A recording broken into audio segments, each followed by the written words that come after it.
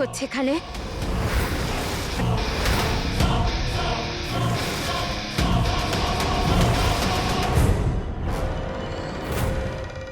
সবাই ঠিক কথাই বলে, একজন নারী সবকিছু মেনে নিতে পারে, শুধুমাত্র সতীন ছাড়া।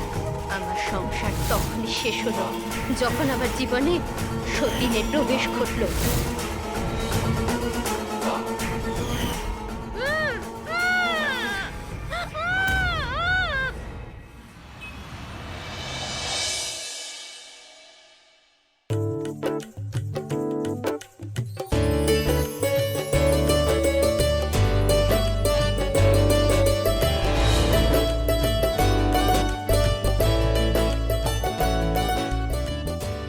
জলখাবারে কি বানাচ্ছ? অমলেট। ও ওয়াও, আমার ফেভারিট। স্নান হয়ে গেছে? হ্যাঁ। তো চুলটা শুকিয়ে নিতে পারতে, কিন্তু ভিজে চুলে তোমায় বেশ সুন্দর লাগে। কি লাভ দিদি, যার আমার সৌন্দর্যের প্রশংসা করা উচিত সে তো সবসময় ল্যাপটপে মুখ গুজে আছে। নাও আমার কথা ভাবে না ভাবতে চায়। ঠিক তা নয় চিত্রা, আনন্দই বা কি করবে, ওর চাকরিটাই এমন। কি কি লাভ এমন চাকরির দিদি, যাতে না পায় সময়, না পায় টাকা, সারা মাস পর মাত্র 25,000 টাকা পায়, আর মাসের শেষে হিসেব করতে গিয়ে দেখি পুরো 25,000 টাকাই শেষ হয়ে গেছে। দিদি, আরে এত সুন্দর হারটা দাদা দিয়েছে তোমায়? হ্যাঁ, এটা দেখে তো খুবই দামি মনে হচ্ছে দিদি। সত্যি বলছি, বুঝতেই পারছি তোমাকে দাদা কত ভালোবাসে। প্রতি সপ্তাহে তোমাকে একটা করে উপহার এনে দেয়, তাই না? চিত্রা, আনন্দ তোমাকে খুব ভালোবাসে। মোটেই ভালোবাসে না আমাকে। আজ পর্যন্ত আমাকে একটা ভালো শাড়ি অবধি কিনে দিল না। তুমি জানো, যে কটা শাড়ি আছে সব কটা তো তোমারই দেওয়া। দাদা সত্যি সত্যিই তোমায় অনেক ভালোবাসে। সে তো হবেই, ওনার গভর্নমেন্ট সার্ভিস, তার উপরে ভালো মাইনে, তার উপরে ওনার এক্সট্রা রোজগার, আলাদাই ব্যাপার। হ্যাঁ হ্যাঁ, এক মিনিট চিত্রা, আচ্ছা তুমি এটা বলতে চাইছো না তো সতীশ একজন ঘুষখোর অফিসার? না না না না না না না দিদি, আমি কি এরকম বলতে পারি নাকি? আমি তো এটা বলতে চাইছি যে গভর্নমেন্ট সার্ভিসে কত ভালো মাইনে পায়, তাই জন্যই তোমার জন্য এত দামি গয়না আনতে পারছে। আমি কিছু সাহায্য করি? না, এখন তুমি সতীশের প্রশংসা বন্ধ করো আর এই খাবারটা নিয়ে টেবিলে যাও। নাও, সাবধানে। মাঝে মাঝে ভাবি দাদা তোমার পর না হয়ে আমার পর হতে পারতো দিদি, তাহলে তো জীবনটা আরো অনেক ভালো হতে পারতো। কিন্তু বর না হোক, উনি আমার প্রেমিক তো হতেই পারেন, তাই না?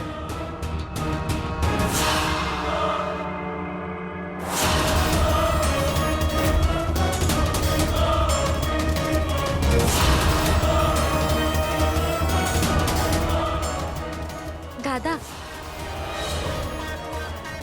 আপনার জন্য জুস।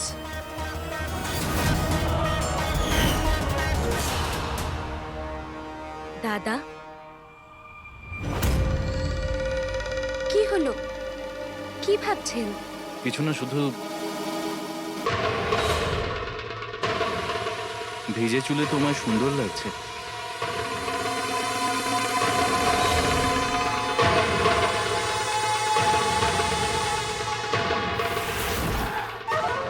সরি, একটু বেশি ভাবছেন না আপনি? আমার এমন মনে হচ্ছে যে তুমি জলের ছিটে নয়, আগুনের ফুলকি ছেটালে। ও, কবি কবি ভাব, দারুণ তো। দিদির জন্য সোনার হার, আর আমার জন্য শুধু কবিতা? কে বলেছে শুধু দিদির জন্য? এটা তোমার জন্য। কি? এটা সত্যি আমার জন্য? এটা তো খুবই সুন্দর। সত্যি বলছো? এটা আমার জন্যই তো? তোমার দিদিকে বলো না যেন। না না না, দিদিকে কেন বলবো? এটা তো আপনার আর আমার মধ্যে সিক্রেট থাকবে তাই না? সত্যি বলছি, খুবই সুন্দর এটা।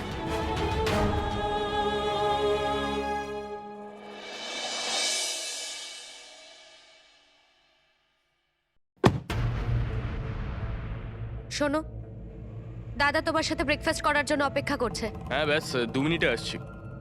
আমি একটা কথা বুঝতে পারছি না, একটা ছোট্ট সাধারণ প্রাইভেট কোম্পানির অ্যাকাউন্টেন্ট তুমি, তারপরেও তুমি এত বিজি থাকো, জানো তুমি কোনো বড় কোম্পানির মালিক। হ্যাঁ, ভালো লাগে না আর। যাও যাও, গিয়ে দাদার থেকে কিছু শেখো, দেখো ওনাকে, উনি নিজের স্ত্রীর সাথে ঠিক কতটা সময় কাটান, উনি এত বড় অফিসার হওয়ার পরেও। আর এদিকে তুমি। তুমি বলতে কি চাইছো? আমি এটাই বলতে চাইছি আনন্দ বাবু, যে এবার জীবনে কিছু করুন। আর কতদিন 25,000 টাকায় জীবন চলবে? হ্যাঁ, ঠিক করে বলো কি হয়েছে। তুমি জানো কালকে দাদা দিদির জন্য কত সুন্দর একটা গিফট এনেছে, সোনার হার। আর তুমি তুমি আজ আজ পর্যন্ত আমাকে কি উপহারটা দিয়েছো? কিছু দিয়েছো? বলো না, দিয়েছো? চিত্রা, তুমি তুমি আমায় একটু সময় দাও। কদিন পর আমার প্রমোশন হবে, তারপর আমিও দাদার মতো তোমাকে প্রতি সপ্তাহে গিফট এনে দেবো। জানি তো আনবে, আনবে তুমি মুসুর ডাল, মুগ ডাল, এসবই আনবে আমার জন্য তুমি। আনন্দ, তুমি কখনো নিজেকে দেখেছো আয়নায়? আয়নায় গিয়ে নিজেকে দেখেছো কখনো? তোমার মধ্যে না সেই ব্যাপারটাই নেই আসলে। ছি, আসলে আমার কপালটাই পোড়া। এখন তো আমার মনে হয় যে তোমাকে বিয়ে করাটাই আমার সবচেয়ে বড় ভুল।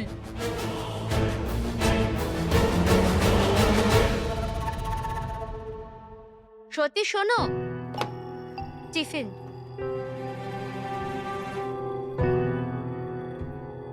আজ টিফিনটা খাবে, কালকের মতো পুরো টিফিনটা যেন ফিরিয়ে আনবে না। আরে হ্যাঁ বাবা, একটা কথা বলবো? হ্যাঁ, তুমি চিত্রার থেকে কিছু শেখো। দেখো সারাদিন কেমন সুন্দর করে সেজেগুজে থাকে, আর নিজেকে দেখো একদম সাদামাটা।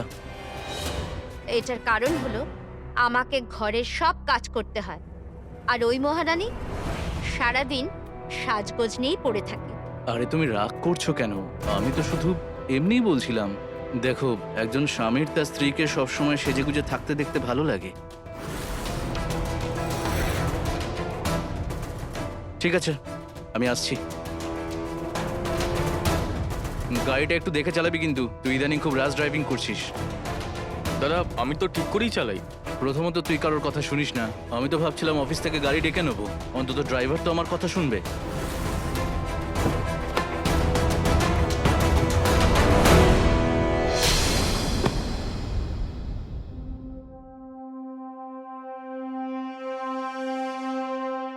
চিত্রা, দিদি, তুমি? আরে কি হয়েছে চিত্রা? এত ঘাবড়ে গেলে কেন তুমি? না না, আমার তো কিছু হয়নি। আসলে তুমি হঠাৎ করে চলে এসেছিলে না, কিছু দরকার ছিল। হ্যাঁ, এই দেখো না, এই শার্টটা কেমন? আজ সতীশের বার্থডে তো, আমি ভাবলাম ওকে গিফট করব। কেমন সুন্দর না? সত্যি বলতে দিদি, এটা একদমই ভালো নয়। দাদা এত হ্যান্ডসাম, আর ওনার এত হাইট, আর কত সুন্দর দেখতে ওনাকে, এই শার্টটা ওনাকে মানাবে না। ওনাকে তো কালারফুল কালারফুল শার্ট খুব মানাবে। হ্যাঁ। আচ্ছা, আরে তুমি দুঃখ পাচ্ছ কেন? আমি এক্ষুনি অনলাইনে অর্ডার করে দিচ্ছি, এক্ষুনি চলে আসবে। আর হ্যাঁ, আজকে রাতের খাবারটা আমিই বানাবো। না না, থাক থাক, আমি সবকিছু করে নেব। কেন? আজকে দাদার একটা স্পেশাল দিন, তোমারও তো, মানে ওনার স্ত্রী হিসেবে তোমারও তো স্পেশাল দিন, তাই রাতের খাবার তো আজ আমিই বানাবো।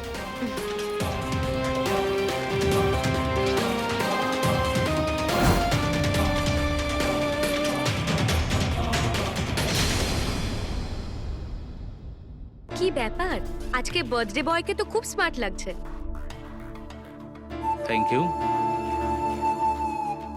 আর তোমার কানের ঝুমকোগুলো খুব সুন্দর লাগছে। Thank you. Happy birthday to you, happy birthday to you, happy birthday দাদা। Thank you Ananda. ওয়াও, কেকটা তো খুব সুন্দর। চলুন এবার কেকটা কেটে ফেলুন। নিশ্চয়ই। আরে এক মিনিট, খুব দরকারি কাজ আছে। এটা বলো তো, এই দুটো শার্টের মধ্যে কোনটা তোমার বেশি পছন্দ? এইটা। দেখলে দেখলে আমি বলেছিলাম না দিদি, যে দাদার শুধু আমার চুজ করা শার্টই পছন্দ হবে, কারণ আমি ওনার পছন্দটা জানি। কিন্তু তুমি তো বিশ্বাসই করছিলে না। চলুন এবার কেকটা কেটে ফেলুন। নিশ্চয়ই। Happy birthday to you, happy birthday to you, happy birthday dear দাদা, হ্যাপি বার্থডে টু ইউ।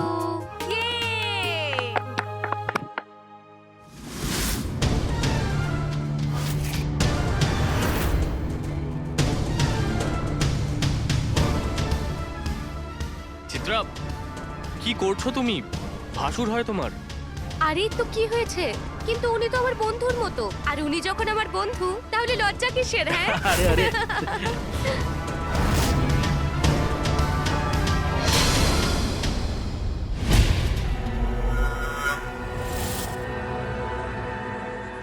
আপনি এখানে?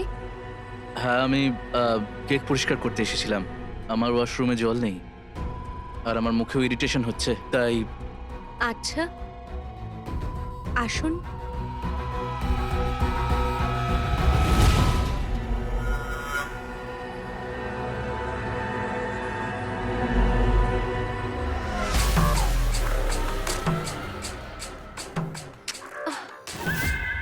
কি হলো?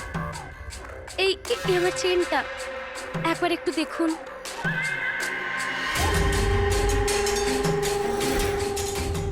আমার চেনটাও আপনার মতোই আমায় বিরক্ত করে।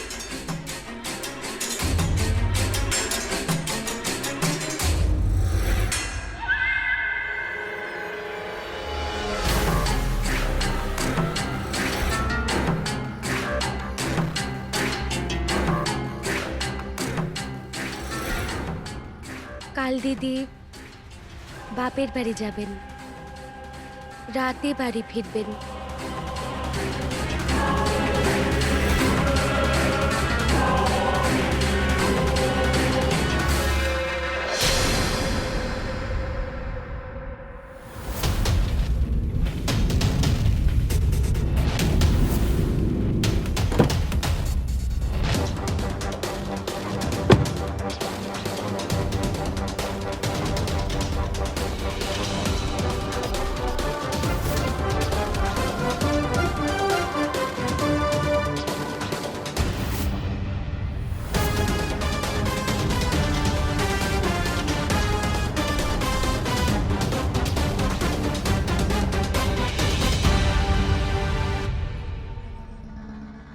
কি হয়েছে?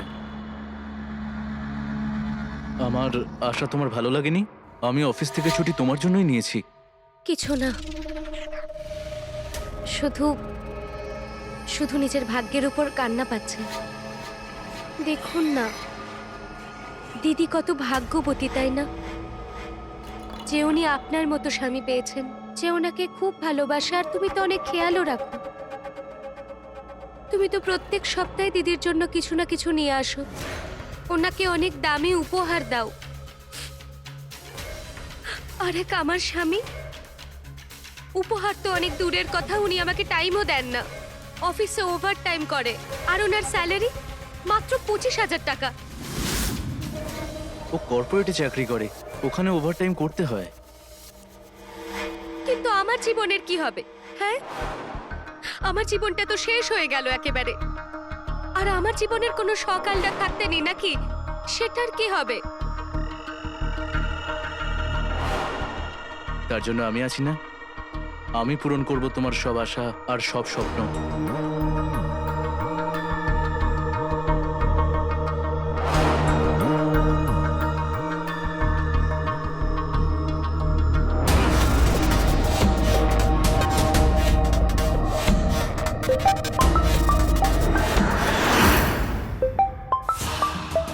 এক মিনিট।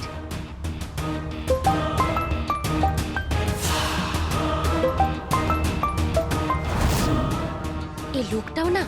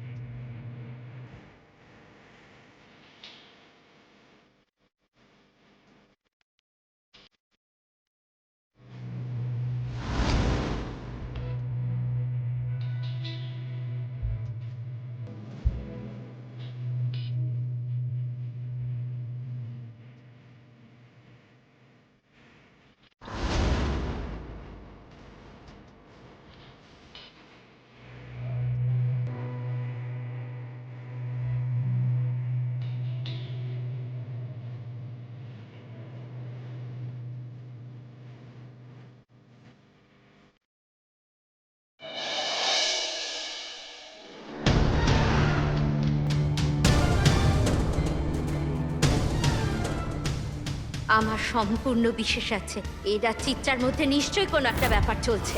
আমি সব কিছু সহ্য করে নেব, কিন্তু এই বেইমানি না, আমাকে কিছু করতেই হবে।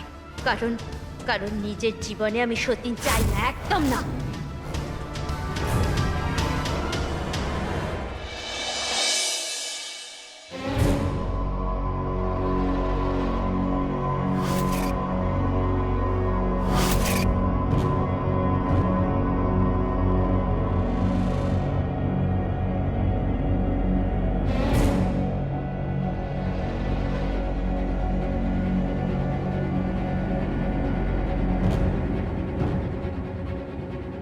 কি হয়েছে?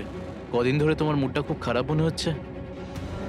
সতীশ, তোমার সাথে কিছু কথা আছে। বলো। তুমি বলেছিলে আনন্দ আর চিত্রা 1-8 মাস এখানে থাকবে, আর যখনই আনন্দ একটা ভালো চাকরি পাবে ও তখনই চিত্রাকে নিয়ে চলে যাবে নিজেদের বাড়িতে। কিন্তু এখন 2 মাস হতে চললো, আর কতদিন? তো কি হয়েছে কমলা? আনন্দ আমার ছোট ভাই, ও কানপুরে খুব কম স্যালারিতে চাকরি করত। এখানে লখনৌতে নিজের কেরিয়ার তৈরি করার চান্স বেশি, আর নিজের দাদার বাড়ি থাকতে ও অন্য কোনো জায়গায় থাকবে, সেটা কি ভালো দেখায়? দেখো, আচ্ছা ওকে একটু ফাইন্যান্সিয়ালি স্টেবল হতে দাও, একটা ভালো চাকরি পেতে দাও, একটু টাকাটা জমিয়ে নিক, তারপর আমরা দেখবো ওর জন্য একটা নতুন বাড়ি। না সতীশ, আমার কিছু ভালো লাগছে না। জানি না কেন আমার চিত্রার স্বভাব ঠিক ভালো লাগছে না। ও সবসময় কেমন তোমার গায়ে পড়ে, তোমার সাথে সাথে ঘুরে বেড়ায়। আমার এসব একদম পছন্দ না। আরে ও তো ছেলে মানুষ, আরে ওরকমই করে, তুমি এই নিয়ে টেনশন করো না।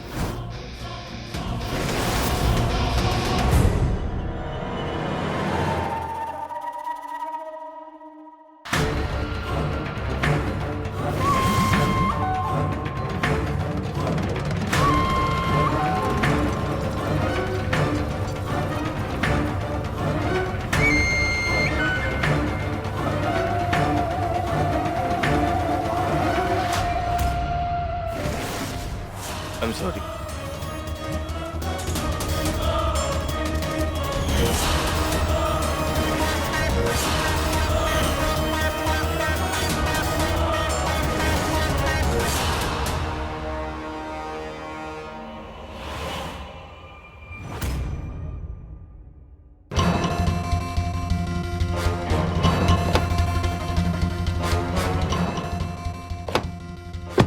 আনন্দ, আমি একটা জিনিস নিয়ে আসি, তুই গাড়িটা বের কর।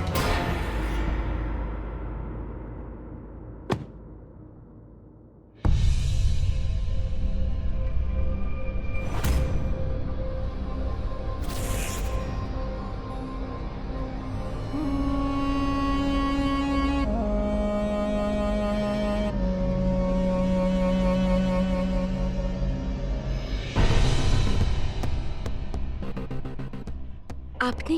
চিত্রা, এখন আমি তোমাকে ছাড়া থাকতে পারি না। শুনুন, দিদি আজকে দুপুরে ডাক্তার দেখাতে যাবেন 3:30টার সময়।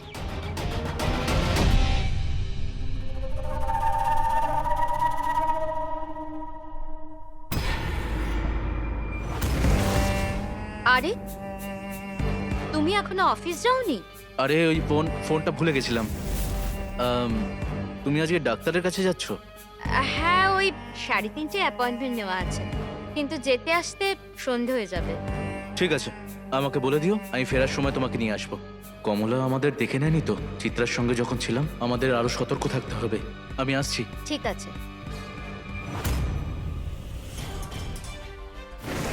কিন্তু ও কি করে জানলো যে আমি ডাক্তারের কাছে যাব? আমি তো ওকে এ ব্যাপারে বলিনি।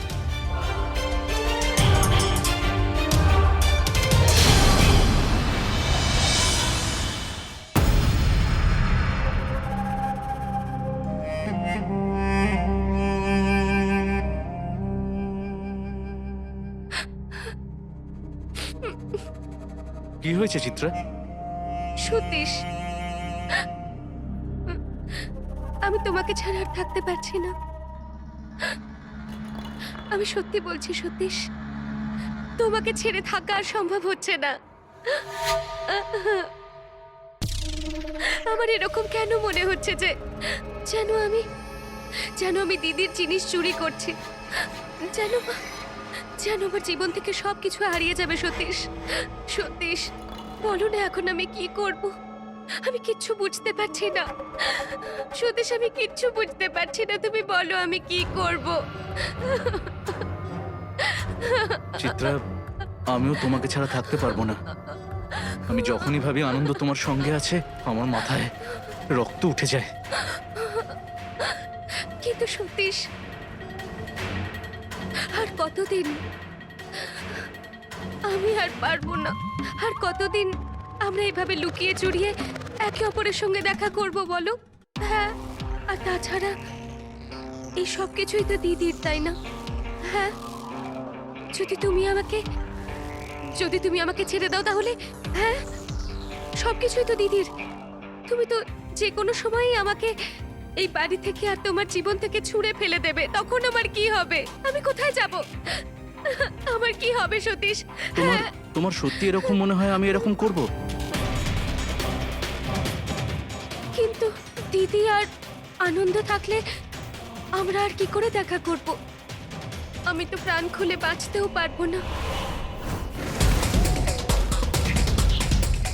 আমি তোমাকে পাওয়ার জন্য সবকিছু করতে পারি। সত্যি বলছো? হ্যাঁ চিত্রা,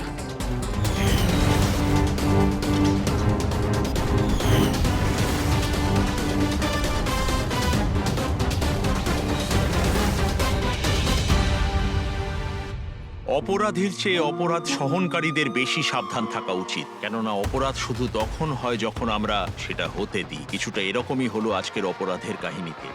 নিজের উপরে হওয়া এরকম অপরাধ আমাদের আটকাতেই হবে, যাই হয়ে যাক না। এটা সাধারণ চিন্তাধারা যে অন্যের থালায় আমরা সবসময় বেশি খাবার দেখতে পেয়ে থাকি, আর যখন কোনো ব্যক্তি অন্যের থালা হরণ করার চেষ্টা করে তখন তা অপরাধের চেহারা নিয়ে নেয়। নমস্কার, আমি রবি কিষণ ক্রাইম ফাইলসের আরও এক অন্যায়ের কাহিনী নিয়ে আপনাদের কাছে এসে গেছি, যেখানে এক মহিলা নিজের উচ্চাকাঙ্ক্ষার জন্য একটি বৈবাহিক জীবনকে নষ্ট করতে শুরু করে, আর তাও নিজেরই বড় বোনের মতো একজনের জীবনকে। দিদির বর তথা নিজের জামাইবাবুর উপরে প্রভাব ফেলে নিজের দিদির সতীন হতে চাইল সে। কি হয় যখন সম্পর্ক চুরমার হয়ে যায়? আসুন দেখে নি নিজের সতীনের অপরাধের কাহিনী কিরকম ভয়ানক মোড় নেয়। আসুন।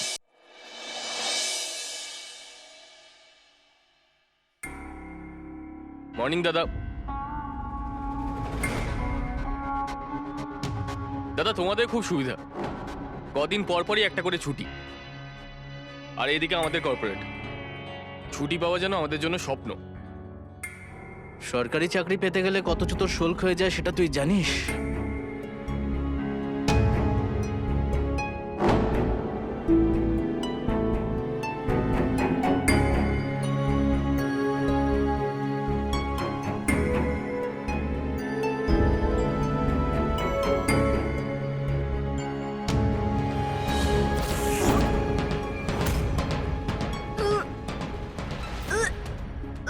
চিত্রা, চিত্রা, কমলা আরে কি দেখো তো হলো? একটু। চিত্রা, বস বস, ও দেখছে। চিত্রা,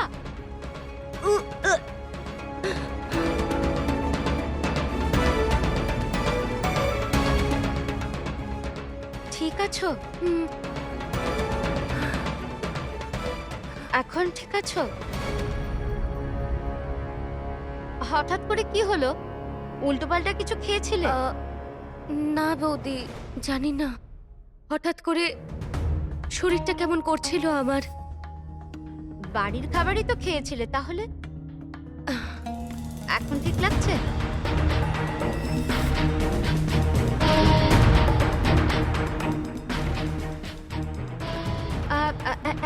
এক মিনিট, টকটা খেতে মন চাইছে না তো? হ্যাঁ, করছে? চলো তাহলে, তো খুশির খবর।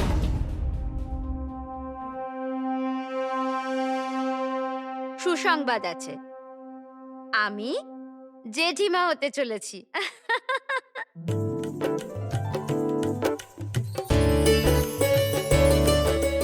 দাদা, আমাকে শুভেচ্ছা তো জানাও।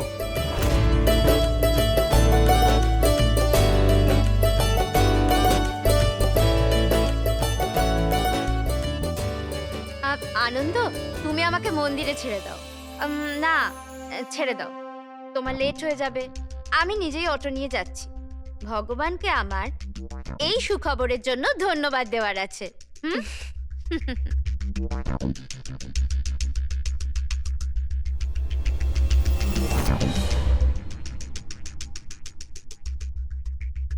যাই, চলো।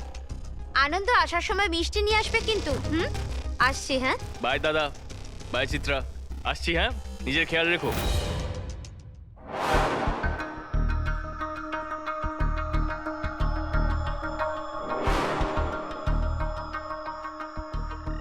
তুমি দুঃখ পাচ্ছ কেন? কি শুনতে চাইছো? আরে, এটা তো খুশির খবর, তাই না? এই যে আমি মা হতে চলেছি। হবে তোমার জন্য। আর যদি আমি এটা বলি যে এই বাচ্চাটা তোমার, তখন?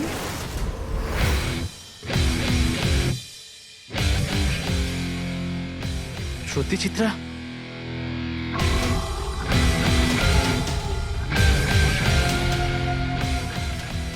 আরে এবার তো হাসো নাকি?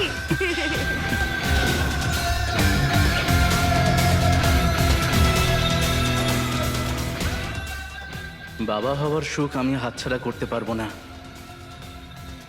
তাই জন্য কমলা আর আনন্দকে রাস্তা থেকে সরাতে হবে,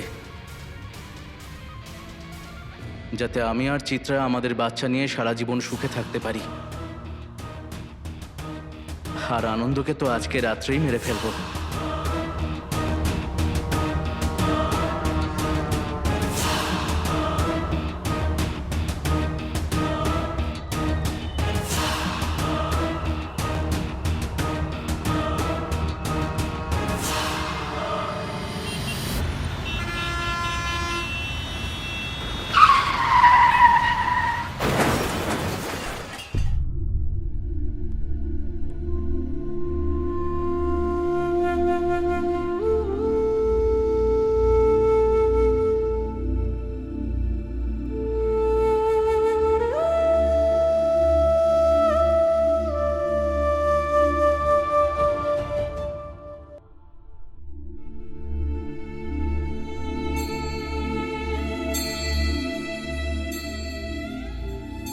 সতীশ, তুই আনন্দকে কানপুর থেকে লখনৌ ডেকেছিলি আর আমাকে বলেছিলি যে ওর খেয়াল রাখবি। তাহলে এটা কিভাবে হলো বাবা? তাহলে ওর অ্যাক্সিডেন্ট কিভাবে হয়ে গেল?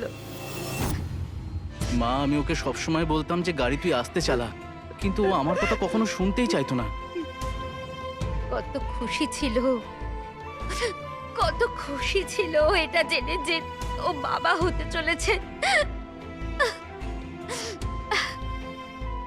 এখনো 6 মাসও হয়নি ওদের বিয়ের, আর এই বেচারি চিত্রা বিধবা হয়ে গেল। এখন এর খেয়াল কে রাখবে? মা, তুমি চিন্তা করো না, আমি আছি তো।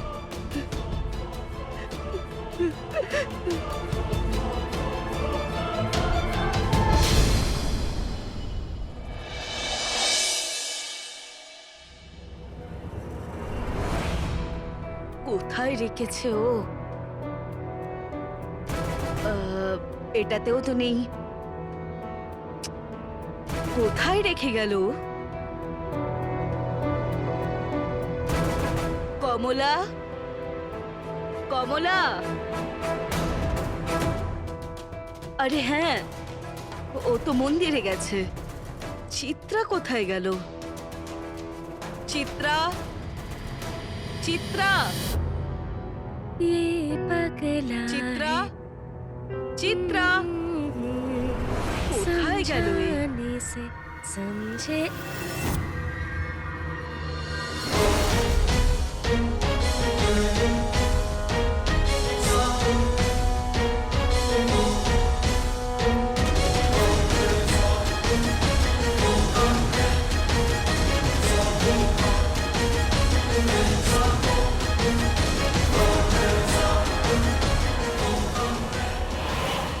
এখনো 15 দিনও হলো না ও স্বামী মারা গেছে, আর এই নির্লজ্জ মেয়ে নাচছে।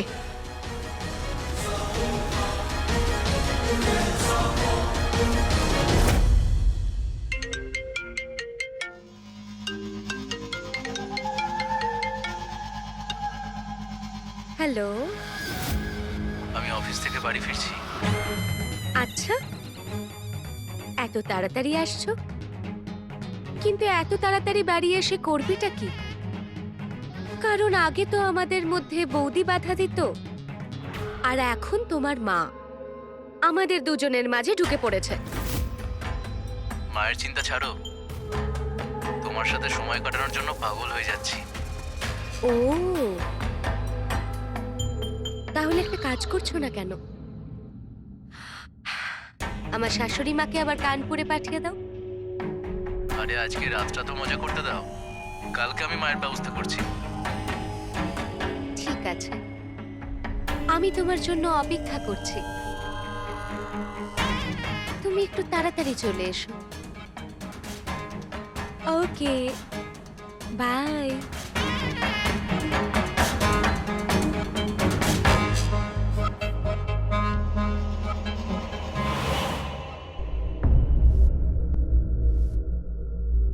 মা, হ্যাঁ, তোমার একটু চিন্তিত লাগছে।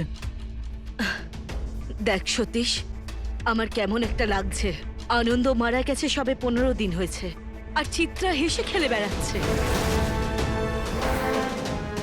মা, আমি বুঝতে পারছি,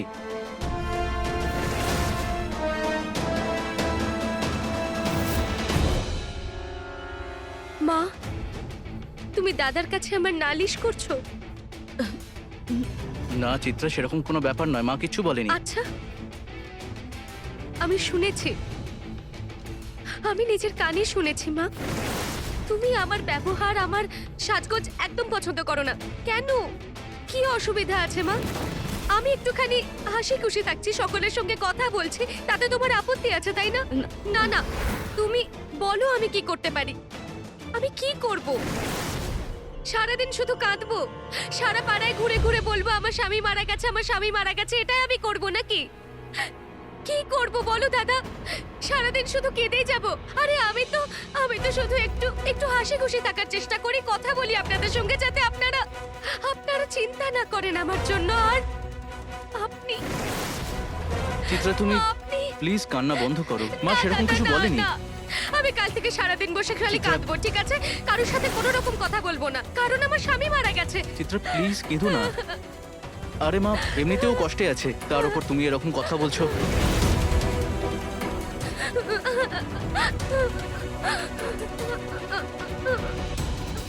আমাকে মাকে কালকের মধ্যেই বাড়ির মাসিক খরচা না দেওয়ার হুমকি দিয়েই মাকে কালকের মধ্যেই কানপুরে পাঠিয়ে দিতে হবে, কারণ আমি চাই না চিত্রা আর আমার ভালোবাসার মাঝে কেউ আসুক।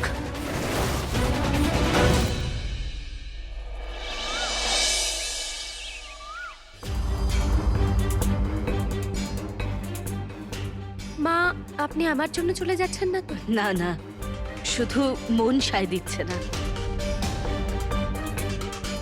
সুখী থেকো, সুখী থেকো। চিত্রা, গাড়ির চাবিটা ভিতরে ফেলে এসেছি, একটু নিয়ে এসো তো। দিদি, আমি চাবি দিয়ে আসছি দাদাকে, তুমি এখানেই থাকো।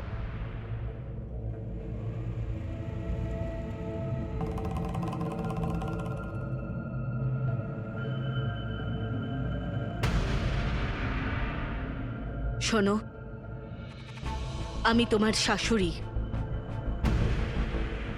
ওটা আমার ছেলে। তুমি আমার বৌমা, ও আমার বৌমা। কিন্তু একজন মহিলা হওয়ার সুবাদে তোমায় একটা কথা বলি, কখন কোন আপনজন পর হয়ে যাবে তা বুঝতে পারবে না। নিজের সংসারটা সামলাও, সব শেষ হওয়ার আগে।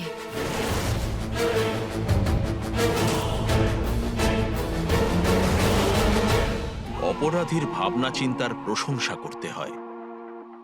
আমরা জানি না কি ভেবে তারা এত বড় অপরাধ করে ফেলে, আর সেটাও নিষ্পাপ কোনো মানুষের জীবন বিপন্ন করে। একবারের জন্য ভাবে না যে সেই নিষ্পাপ মানুষের উপর কি প্রভাব পড়বে। আমাদের এরকমই অপরাধীদের থেকে দূরত্বে থাকতে হবে আর নিজেদের জীবনকে সুরক্ষিত রাখতে হবে। কারোর উপর অন্ধবিশ্বাস করা উচিত নয়। দেখলেন কিভাবে সতীশ আর চিত্রা কামের গভীর খাদে পুরোপুরি তলিয়ে গেল। সামলাতে পারল না। চিত্রা সতীশের অভ্যাসে পরিণত হলো, আর সে রোজ কোনো না কোনো অজুহাত দিয়ে নিজের বউ কমলাকে কিছু ঘন্টার জন্য বাড়ির বাইরে পাঠাতে লাগলো, আর সেই সময়টাতেই সে চিত্রার সাথে থাকতো। এসব কিছু সপ্তাহ চলল। চিত্রা যেন পুরোপুরি সতীশকে নিজের বশে করে ফেলল এবং সতীশ ও চিত্রা ছাড়া একেবারেই অন্ধ হয়ে গেল। এদিকে চিত্রাও এবার সেই সব পেতে চলেছিল যেগুলো পাওয়ার জন্য সে সম্পর্কের মর্যাদা ভেঙে দিয়েছিল। নিজেরই বড় বোনকে বিপদে ফেলে দিল। কামনা পাপ। আসুন দেখি কিভাবে। গাড়ির পিছনের দুটো চাকাই পাংচার হয়ে রয়েছে। এবার কি হবে? মায়ের স্টেশন যেতে তো দেরি হয়ে যাবে। আরে রিক্সা করে পাঠিয়ে দেবো। এসো মা। Good morning sir. আমি অফিসের জন্য এক্ষুনি বেরোচ্ছিলাম। আসলে মাকে স্টেশনে ছাড়তে যাচ্ছিলাম। বলুন না, আর্জেন্ট কিছু? ঠিক আছে, আমি দেখছি। কমলা, তুমি মাকে স্টেশনে পৌঁছে দিয়ে এসো। দিল্লি থেকে কোনো এক অফিসার এসেছে, তাই জন্য তাড়াতাড়ি অফিস যেতে হবে। আচ্ছা ঠিক আছে, আমি মাকে পৌঁছে দেব। ঠিক আছে মা, তুমি নিজের খেয়াল রেখো। ভালো থেকো। হ্যাঁ, চলুন মা। চলো। বাই মা। বাই।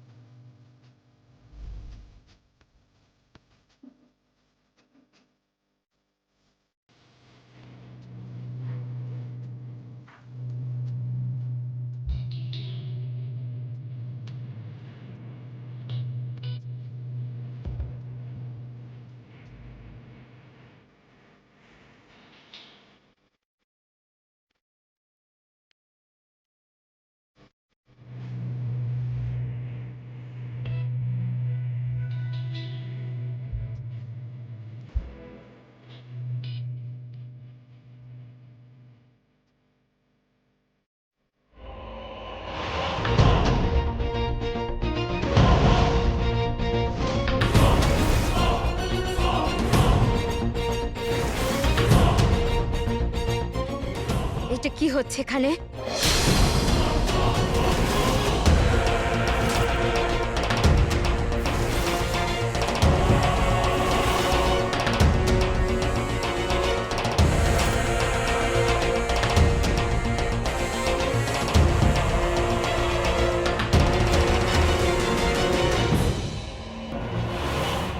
বৌদি, আমি বৌদি। চিত্রা, তোমার চরিত্র এত খারাপ সেটা আজ বুঝতে পারছি। এখন তুমি এই বাড়িতে আর এক মুহূর্ত থাকতে পারবে না। বেরো এখান থেকে। আমার কথাটা তো শোনো।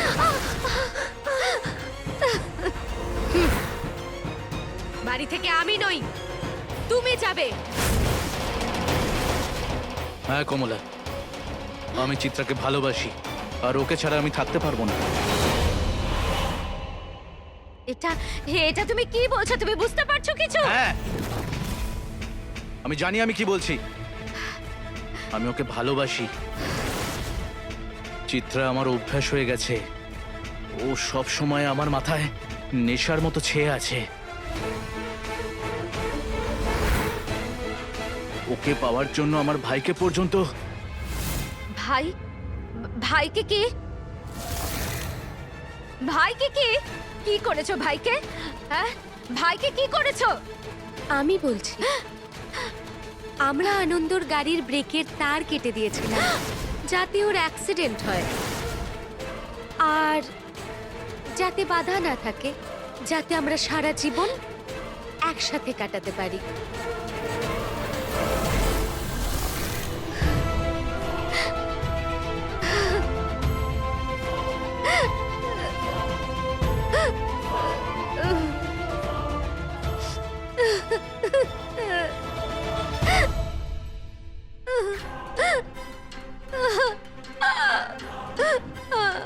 এবার মরার জন্য তৈরি হয়ে যাও।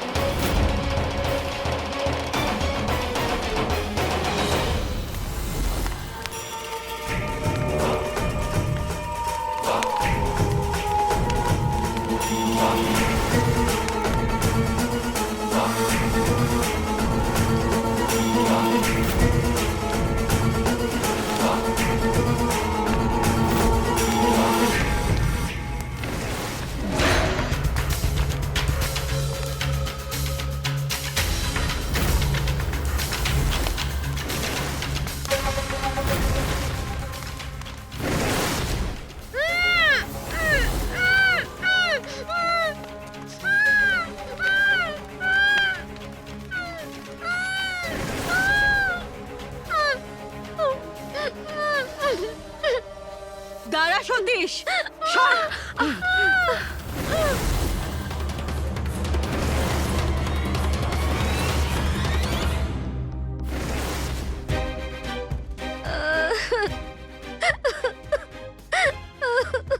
মা, মা, এরা দুজনে মিলে আনন্দকেও মেরে ফেলেছে।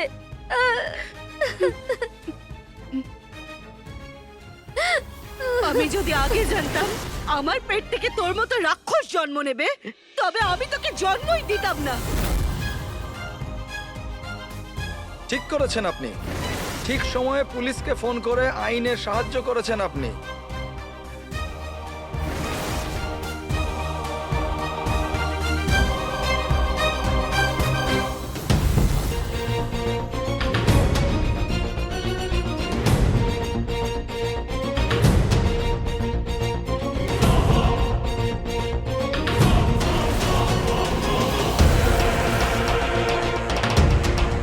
হ্যান্ডস আপ, পালানোর চেষ্টা করবেন না, না হলে গুলি করে দেবো। নিয়ে চলো সবাইকে।